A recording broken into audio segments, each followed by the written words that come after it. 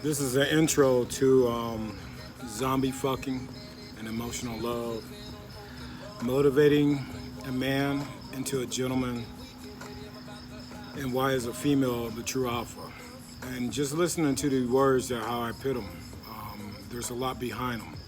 Zombie is a mindless creature. It's alive, it's walking around, it's moving, but they eat brains. And once they getting bitten and the brain been eaten, they don't have no mind, but they're upright.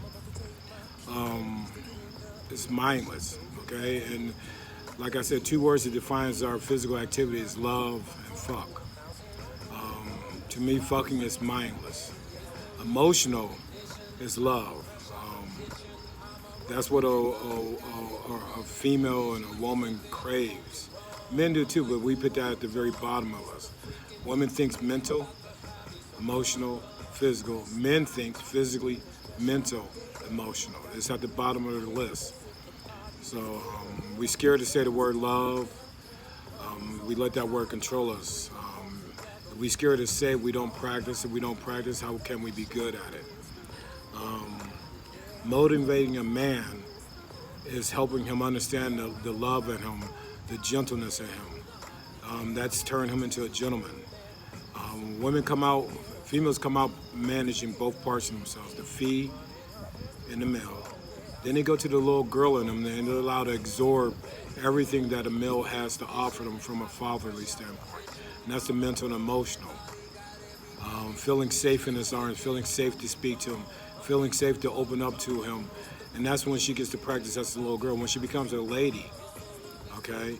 And then she has her male on the outside of the house where she's allowed to practice the physical. Again, the stages, the cycles that we go through, it's important that we understand what we're supposed to take away from them. No different, I'm saying, the stages, cycle, the manifestation of a caterpillar to a cocoon to the butterfly, each one of them. Your caterpillar is your female, your male, your cocoon is the girl and the woman in you, the boy and the man in me. And we learn in our cocoon stage. We take in, we date, we learn, we grow.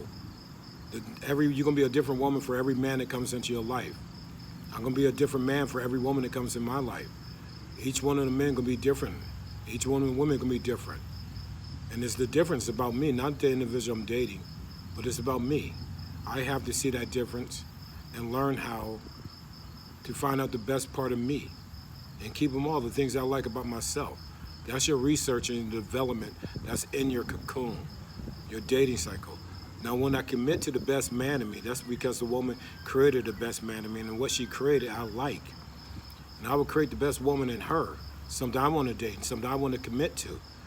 And I will never commit to her woman, I'll date her woman.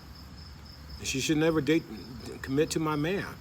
She should date my man in me, learn the man in me, I'm gonna learn the woman in her, and I'll commit to the lady in her. I'll never commit to a woman. I don't want to deal with the man in her or the female in her, the male in her.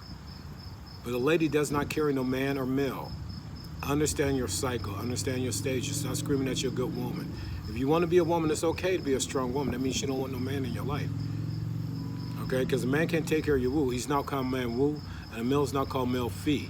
Your woo and your fees will get neglected. The only way we can attend to that is when we become that gentleman. And the gentleman is not going to deal with a woman because she's too tough. She got man in her. She got male in her. Now we become gentle creatures. That's the first part of us, the gentleman. And motivating a man to become a gentleman is telling his male and his man to mount up. Both of them mount up. Both of them together become men. Men is two. Men will dominate over one. Motivate him to become that gentleman, that beast, that king, that alpha that you need him to be from a male standpoint. The true alpha of a male is the gentleman. It's not a husband. God don't care about a husband. God and Jesus was not a husband. Mary was not a wife. They were entitled to a man's contract. The highest thing you can be in front of your God is a gentleman. I get on my knees. A man don't get on his knees. A woman don't get on her knees. Don't stand in front of your God as a woman. I'll never stand in front of my God as a man. I will kneel in front of my God as a gentleman. That gentleman is what teaches me to be maturely, to bow down in something greater than me. And there's only two things I will bow down to: God and the second to God, and that is a female. Starting with my mother, my grandmother, my sister, and any other female that comes in my life that I found deemed to bow down to. That is my queen. She is second to God. Understand? Man, woman, and child. God comes next. At any time, God can reach out and take his child. Woman's next. That's the position of a man. If you put them all back up, I believe a man should turn around and face the woman, because the woman's going to face her child and the child going to face God.